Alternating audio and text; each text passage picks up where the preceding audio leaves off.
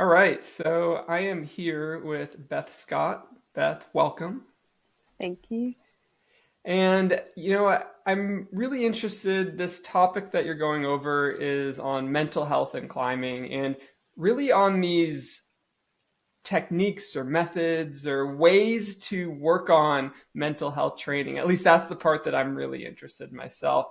So before we dive into everything, can you just briefly introduce yourself for those of people who are listening that don't know who you are, and then we'll get into the topic. Yeah, absolutely. Well, I'm Beth Scott. I'm an occupational therapist in Oklahoma City. I've been climbing for almost 11 years. Very, very passionate about it. Got passionate about climbing before occupational therapy, but then the two just kind of naturally molded together. So here we are. Yeah, and I love, your contributions here because we have a lot of articles on the page and we have a lot of people that talk about orthopedic injuries and this particular injury in the finger or this one in the shoulder. And I love the article that you went into because it's actually a lot more holistic and it goes into the mental health components for climbers. So I think first, just laying the foundation, like what is mental health for climbers? Like, I know that's a loaded, very open ended question, but are you able to kind of describe what this is, what we're dealing with? And then we'll get into some deeper aspects of really how to improve mental health. Yeah, well, I think for one, it's a really broad category. It's just mental health in general is a huge umbrella. And when it regards to climbing, it's probably looking directly at climbers who experience some sort of mental health illness. The most common ones that we talk about are like anxiety and depression or OCD, things like that. But it can go deeper into more like psychological difficulties or even difficulties that come associated with being neurodivergent. And so from And there, just pause. What do you mean, like for those listening, neurodivergent? What exactly does that mean? yes, sorry. So that's usually someone who has different sensory processing difficulties. So maybe like autism or ADHD and that kind of thing. Their brains just work a little bit differently. And climbing can be extremely therapeutic for them and for other illnesses for a number of reasons, as we'll get to. I got it. So, and I want to preface this though, is there's all these different levels, and there's like clinical depression and clinical anxiety or autism and all these components. But then there's also like mild versions that all of us likely have as individuals, right? So I want people listening to Yeah. understand that this, what we're going to talk about applies to everybody, right? Yes, absolutely. And I think that sometimes we have those little things on our shoulders that will prevent us from going to the gym like a couple of days a week or something like that. And so this can really apply to that climber who gets stressed really easily or gets down on themselves really easily and seeing those more mild versions as well. Okay, so it's like Yeah. mental health. We're dealing with any, I don't know how to describe this, any mental, and is it always negative things? Like, is it always, are these always things that are negative that we're trying to then address? Not necessarily. I think a lot of times the connotations become negative, like it's this like horrible thing, but most people deal with these things on a regular day-to-day basis. And so if you always look at it negatively, then it's going to make it really hard. But if you see it's like, oh, well, this is just another thing. I just exercise and warm up my brain in the same way I exercise and warm up my body, then it puts a different light on it. But there's other more positive like mental things that go on of being so excited to be at the gym that you never stop going and you over get all these overuse injuries. And so sometimes even like the most positive form of being like so amped and so ready to go can also cause its own problems. Yeah, it's like being super psyched is a mental health, challenge as well, right? Just being psyched on Yes. climbing Yeah. so much, or even like psyched on training, and not climbing, just Yes. training. And yeah, and things like that are almost never talked about. Like, oh, can you really train too much? Like, yes, yes, you can.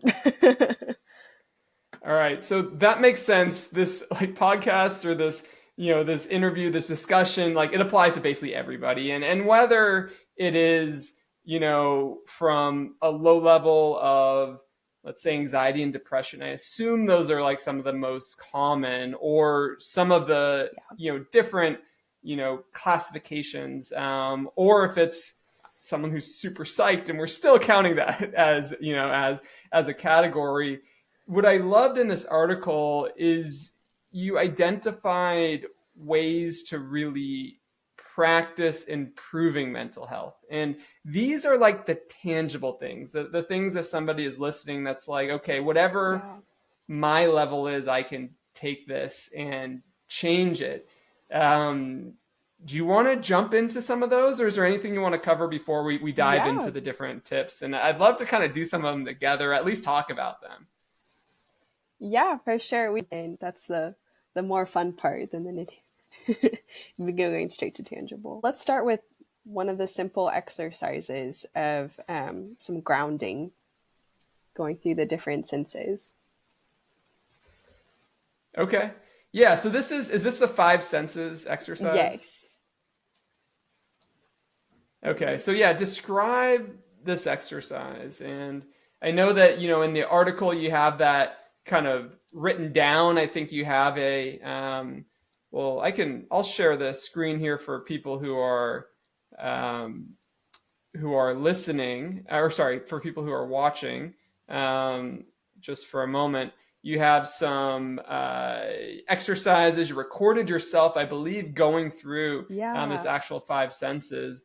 And so, yeah, let's do this. Let's go through the actual process, and maybe first describe what that is. And I love this exercise, by the way. I do it pretty frequently. Yeah. So I first learned about this exercise actually just as a regular old exercise for dealing with anxiety when you're feeling really stressed in an environment. And so it's a way to help literally ground yourself, remind you what things are around you, where are you, kind of bring your mind back to the present, if you will. And so in the Yeah, and I learned this exercise for trying to be in the present because I was too much like setting goals and goal orienting. yes. And so this was something where, I'd worked with someone, they're like, no, no, you have to be in the now. And so it was interesting when I saw this. I'm like, oh yeah, I love this one. This is like one of my greatest hits. Yes, and this is really helpful for me because I get very overwhelmed by noise. And so when the gym is super busy or if I'm at a comp and it's like crazy in there, this helps me focus on what I'm actually doing. And so it just you literally just work through your senses. You can start with any sense you want. I usually start by the easiest one, visual, and I have to pick 5 things that I can like tangibly see and describe them in detail to myself. So I might just start with like my shoes. Like, what color are my shoes? I should know this, but by golly, I can't remember at this exact moment because I'm stressed. And then going from there, it can be like describing a hold on the wall. Like, man, that hold looks like a baby. That is so weird. Why is it designed that way? But just like taking in the detail of something like that, and kind of going through there until you've got 5 things that you've described in detail. So I love starting there because we're sometimes if things are really overwhelming or if there's just a lot on your mind, actually isolating the things that we're seeing and taking into account those details is really difficult.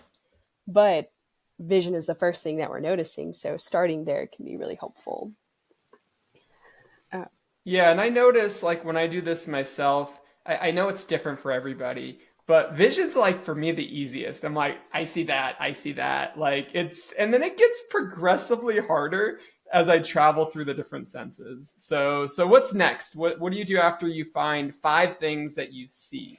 so usually after that, I do 5 things that I can feel, and so thinking about the way that my shorts or my pants feel on my legs. Are they really tight? Are they loose?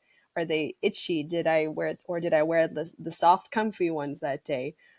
Taking into note those, or like, how does the chalk feel? How do my shoes feel? Or did I over tighten them? um, so that's kind of like the next level out is the things I can directly feel on my body, feel myself touching. And if I can't get to 5, I have to think really hard.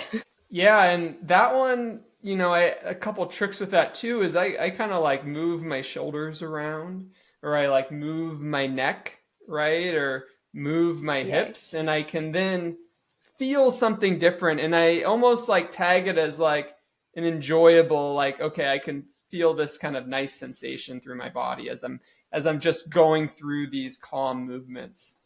Yes. And that's a really good way to access if you're like, I don't feel anything. I'm not even holding anything. It's like, well, there are things that you can feel, like your clothing or your chair, or your shoes, or like if you're a girl, you can usually feel your hair, things like that. I can feel my Oh, hair you can too. feel it? Like I have to physically Like, okay, I though. Well, no, physically I have feel to it. I have to touch it with my Okay, hand. that makes sense Yeah, then. I just but like always feel mine on my shoulders or can by my ears. It's always sticking out every direction possible. So that one's pretty easy to feel. yeah, and I guess a word of warning: don't go like feeling people in the No, climbing gym too. To going up and feeling sensation. This is like a personal you, exercise that you go through on your own. In your head, right, in your body. yes, exactly. And if you're looking to what you yourself can feel on your body, that's going to be a lot more grounding than getting in somebody else's space. Yeah, for sure. All right, so you've got what you see, you've got what you feel. Mhm. What comes next?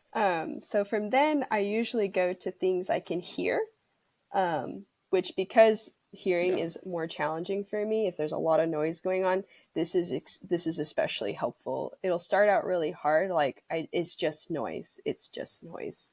But when I start to isolate who's talking, is it my friend? Is it that one other climber that I see all the time? Is somebody like dragging their foot up the wall? What music is playing? And trying to really isolate what sounds are actually going on. Yeah, and I find the hearing part itself over time I like hear more. And it's kind of interesting. You have your background noise or whatever's like happening at the moment that you can kind of tease out two or three things, but then like you'll hear an instant like someone yells or a car barks or there's a dog or sorry, a car honks or there's a dog that's barking, or something like that. And yeah, and then I find that one kind of layers on over maybe 30 seconds to a minute. Yeah, especially trying to get to five. Sometimes it's like, oh, there's just music and people talking. Is that really it? And then really having to think through and like listen more in depth, you get to hear more of what's going on. Yeah, and is it cheating? Like, I sometimes cheat with this. Like, if I don't hear anything, I'll like push my fingers together, or like, to create some friction, or like, rub my palms together. I'm like, nope, I heard that. Okay, we're good. I checked that box. Is that cheating, or is that like, do I have to just kind of wait longer and hear more? I think it probably depends on where you are. Like if you're in a climbing gym, I'm in a climbing gym. This was okay. this morning. I actually literally, I, I'll just preface this. So this morning, the climbing gym, what was it, like 7? I think it was our 7 a.m. And I did this exercise, one, because I knew that we were going to chat, and I was like, all right, I'm going to roll with this. I'm going to try this out. And I did it this morning, so I have like a feeling of what everything I went through. Um, but the funny thing is, I actually climbed the hardest in a climbing gym, that I have in a while today. And I don't know if it's just the correlation, and so forth, but it was like a really interesting thing that was like, oh, wow, I'm like a lot more present right now. And I'm like not that present in a gym, but outside, oh my God, like I'm on. I don't have to play five senses outside. I have them, right? I'm like, I'm feeling, I'm tasting, I'm like, everything is rolling. But I think in a different environment, I was able to kind of put it all together. Anyway, I don't know where I'm going with that tangent, but yes, I did this today, and what's next?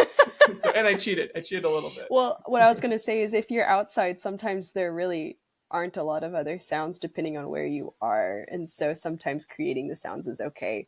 But if you're in a gym, you should probably just wait a little bit longer. But it sounds like it Yeah, that makes worked. sense. It You hear still like a worked for bird you. chirping or something, and you hear a different Yeah. bird. Yeah. Yeah. But it sounds like either way, it worked for you and you were able to collect and go. And that's what's really the big takeaway from it. Um, so after hearing, I usually take turns with smelling and taste of what comes next because they're the most hard.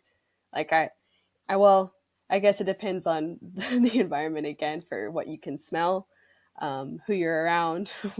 If you're I mean, outside you who's just smell cooking, yourself, right? you can smell yourself. Yeah, there's almost always that Smell aura your of shoes. chalk. Yeah, shoes, your shirt. Sometimes you don't really want to smell your shirt, but it helps ground the process. Yeah, I mean, I think smelling, yeah, smelling's not too bad. But the tasting part Really is hard. that's like I haven't figured that one out. And just a heads up, I don't do five. I do five, four, three, two, one. That's another And method. so Yeah. when I get to like taste, yeah, when I get to taste, I'm at one. When I get to like smell, I'm at two. And it just makes it a lot more palatable, a little easier. But Yeah. yeah, how do you do the taste thing? Like that's I get it when you're eating. Like when you're eating, okay. Yeah. But when you're at the climbing gym or at your outside at the crag, like Yeah. what do you taste? Though it is really hard. And I actually really like the method you do of going 5, 4, 3, 2, 1 because taste is so hard. um I think the doing the 5 reps for everything is really helpful if you just need a longer period of time to ground. But if you just need like if you're not feeling like super out of whack, 5, 4, 3, 2, 1 it can be really helpful. Uh as far as taste goes, I don't know about uh where you spend a lot of time, but in Oklahoma, our water tastes kind of weird. And so usually I just take a sip of water. I'm like, tastes like dirt or tastes like chlorine. It's great. Um, so usually I can get a taste there. Or I think sometimes I just like think about the taste that I've had that day, like, I had a really good cup of coffee, or this is what I had for lunch. This is what I'm going to have for dinner. Sometimes that kind of thing. Or I usually have a That's snack on the way interesting. to the gym, and so thinking about that taste can be helpful. Trying to isolate like other things that have happened, I guess. Yeah, you can kind of I think that's like slightly cheating. Probably not as bad as like what I was It's a doing, little cheating. It's a little but yeah, cheating you're kind of because it's yeah, because I'm like that takes you out of the moment. That puts you in like 20 minutes ago in your car. But that's yeah, fair. that That's fair. I yeah, that's yeah, but I do get it. It's like that's one of the harder things, and Yeah. it's interesting how this works though. I think that climbers that are listening or watching this right now, like literally like pause the episode or pause what you're doing and go through this practice, and it definitely opens up your eyes, your ears, your nose, your mouth, and kind of puts you right in the present moment. At least I feel. Maybe it doesn't work as well for everybody, but I could say personally, it's yeah, this is like one of my go-to's. Yeah. Same. It's very easy to take everywhere you Did you go. notice any? Yeah, do you notice any? Like, I know you mentioned that noises for Hmm. you were like a challenge, right? Or Yeah. you know, going through this, do you find that it helped you? Like, so noises for you, I'm assuming are amplified. Is that what it is? Like, if there's too much noise or too much going on, Yeah. it's like either distracting or causes anxiety. Yeah, exactly.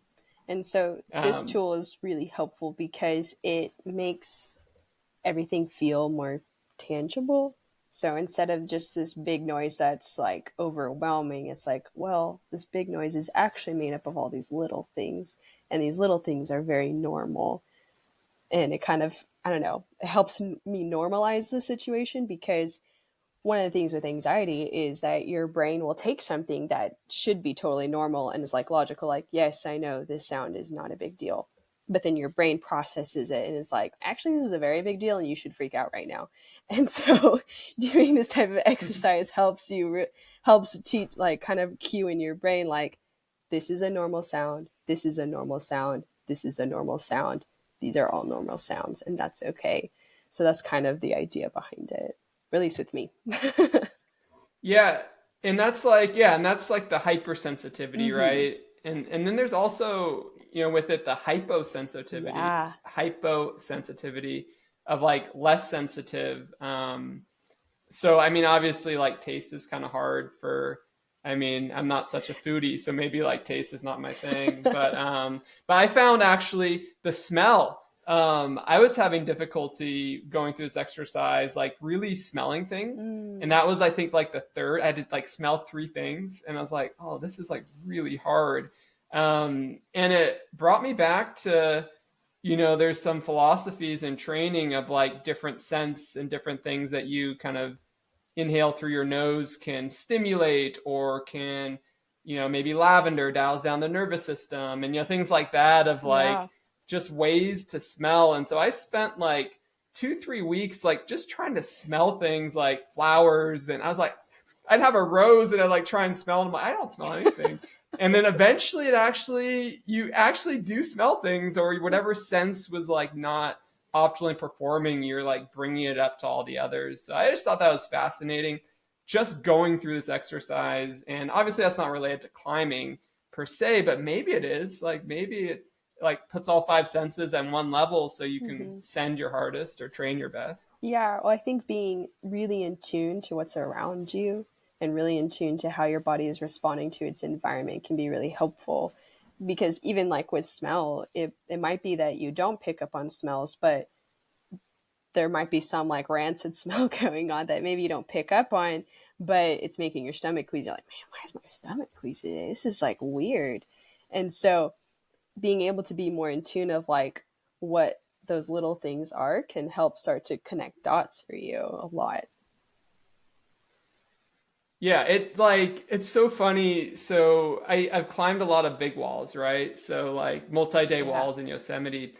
And I pay no attention to smell. And I always had this like smell when I was climbing. It's like, oh, that's really interesting. I've associated this particular smell with big wall climbing. And then I was in a parking garage in Los Angeles, and I walked down the parking garage, the steps, and I had the same smell. And I looked down, and it was urine. And I was like, oh, that's like what I was smelling. It was like rock and urine, because people pee on big walls, right? Yep. Because they have nowhere else to pee. I'm like, that's a rock and urine combo. And like now, every time I like smell like dried urine in a parking garage, I'm like, think of Yosemite. And I like smell is like the lowest on my category list. And I was like, oh yeah, I should probably be more present and cognizant of this. So Well, hey, as long as it's anyway, bringing up all right, happy let's move memories, on. right? Let's move on. Yeah, exactly. Yeah. All right. What's next? Like, what's another kind of maybe one more tangible exercise climbers can do for their mental health? I think one of the things I referenced a lot was the Ilgner's book, The Rock Warrior Way, because there's a lot of breathing techniques in there. But one of my favorites is deliberate breathing, like intentionally making yourself breathe while you climb. Because without realizing it, a lot of times we hold our breath and we get to the top of our boulder route, we're like, wow, I cannot breathe at all. Why is that? Like, oh, I was holding my breath the entire time. And so taking really focused time breathing on the wall is something that not only makes you really present in the moment, but it keeps your head thinking more clearly as well, because you're giving your brain that consistent oxygen that it needs while you're under a high duress. So how do you actually do that? Because it's like easier said than done, right? Yeah. Oh yeah, just breathe when you climb. Like, what's the practical way? Because I'm thinking back to this morning, like I'm cruxing out, I'm shaking, I'm pursing my lips. I probably was not breathing. I was present, right? Because I did that exercise in the morning, but I was not breathing. So Yeah. what do you do breathing wise? So a lot of times, even while I'm warming up, I'm very intentionally breathing while I climb. So in the same way that I'm running through, like, I'm just gonna warm up with my pyramid or whatever, I'm forcing myself to breathe the entire time. So like I'll move, inhale, exhale, move, inhale, exhale. And that's like really exaggerating it. But sometimes even just taking time to really exaggerate it on something easy reminds your body like, oh yeah, this feels good. We're supposed to do this, because we get caught in the moment. And that's the hardest point, is if you don't practice it with the easy climbs, more than likely when you get to that hard climb and you really need to be able to breathe through the crux, it's probably not going to happen. And so sometimes even when I do like every time I make a big move out, that's when I exhale. And then when I'm moving the rest of my body up, I inhale and try to move it in that way. So like inhale, exhale through each movement can be really helpful too. Yeah, and I like it. You can build into your warm ups, as you said, and you can just build it into like sequencing different movements. And yeah, like blowing outwards Yes, when you're like throwing that's a no brainer because a forcible exhale then means, well, you do have to inhale after. So you do exactly. have to technically breathe, when you're climbing. Yeah. Um, And so, are there any like breathing? Oh, sorry, go for oh, it. I was just going to say, and by doing, well, now I lost my train of thought. It's okay. Ready for the next question.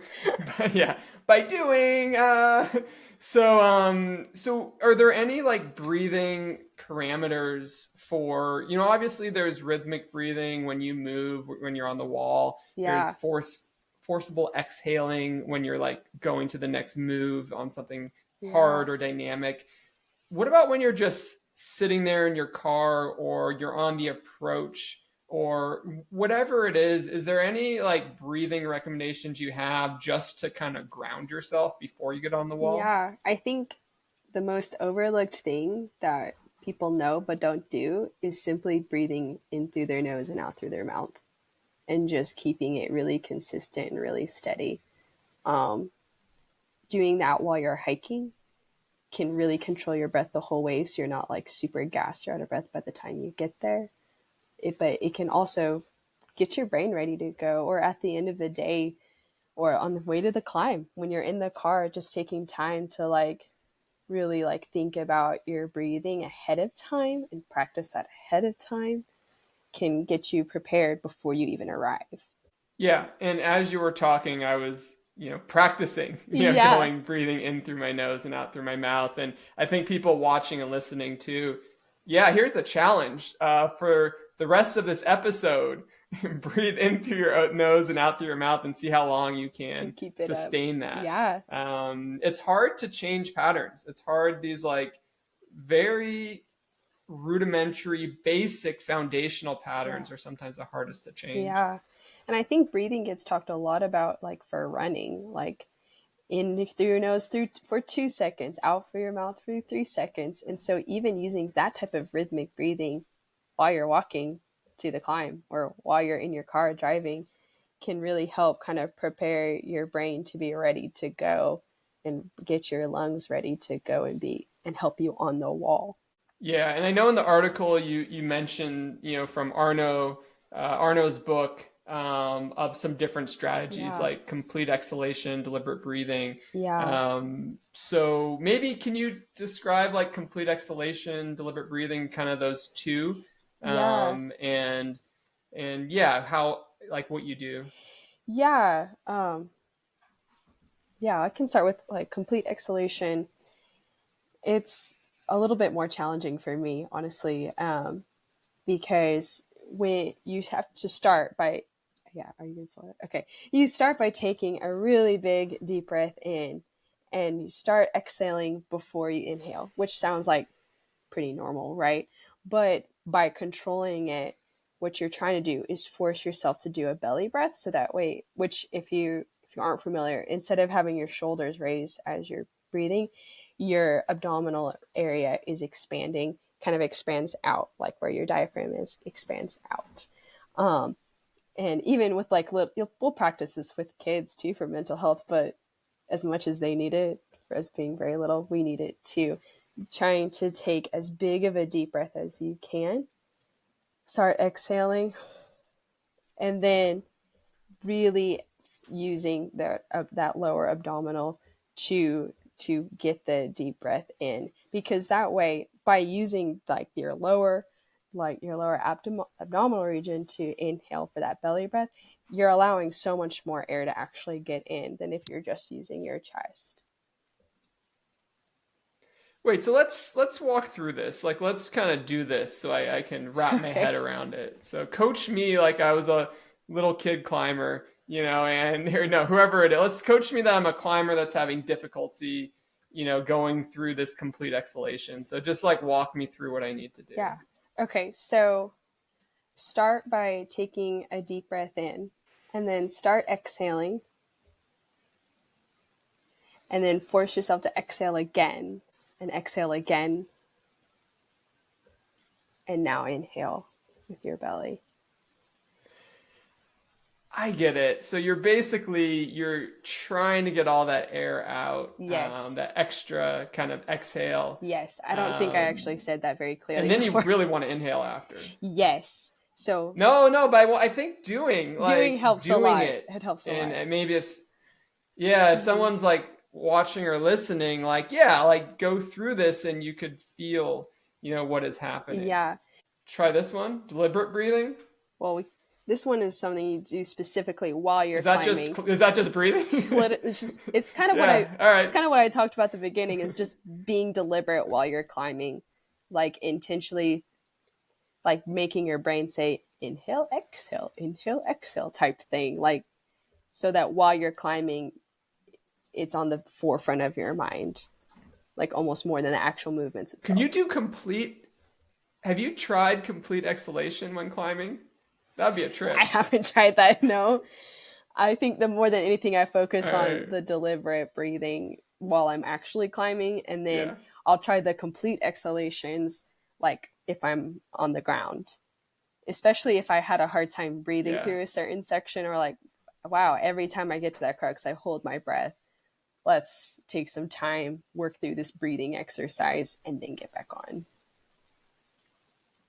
Yeah. The complete exhalations while climbing seem like they maybe throw off the rhythm a little bit. I think so. But But I think it would be a yeah. helpful Huh. reset, like when you're off the wall, like a reset to get your breath back under control. Yeah, I'm literally like practicing right now to see, which one. Yeah, okay. So we've got all right. So we've got the five senses. We have these breathing techniques. Are there any other tangible kind of techniques you can leave climbers with? Um, and I think this is more than mental health. I would say this is mental and physical health. Like this is a combination of just like maybe just health, right? Yeah, Of kind of holistic health. But any other examples, any other kind of tangible components? I'm like looking through. I think one of the biggest tangible things is that one of our biggest needs in mental health is community and social, like being around other people, having connections with other people. And so, if that is something that you're missing and you're climbing, see what events that your gym is hosting and go meet people, because the way that people feed off of each other for their climbs, like, is one of the coolest parts about climbing and is one of the best things that helps get people to the gym. On the flip side, if you're that person who's friends with everybody and has to be Yeah, at I the was about gym to every say. day, yeah, if Yeah, you're that person, then it might be that maybe you should host a game night and have all the climbers who need a rest day over for board games or like video games or something else, picnic at the park, that kind of thing. Find other yeah, ways. for the super psych Yeah, climber. for the super psyched climber.